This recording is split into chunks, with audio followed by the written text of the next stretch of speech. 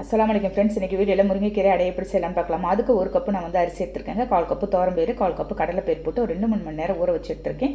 ஊறின நம்ம இந்த அரிசியெல்லாம் எடுத்து ஒரு மிக்ஸி ஜாரில் சேர்த்துட்டு 2 பச்சை மிளகாய் போட்டுலாம், 1 ஸ்பூன் சோம்பு, 1 ஸ்பூன் ஜீரகம், 1 ஸ்பூன் மிளகு போட்டிருக்கேன். நல்லா நைஸாக தோசை மாவு மாதிரி அரைச்சி எடுத்துட்டு வந்துடலாம். அரைச்சது ஒரு மிக்ஸிங் பவுலில் சேர்த்துட்டேன். 1 கப்பு முருங்கைக்கீரை க்ளீன் பண்ணி வச்சு சேர்த்துட்டு 1 கப்பு சின்ன வெங்காயம் நறுக்கி போட்டிருக்கேங்க.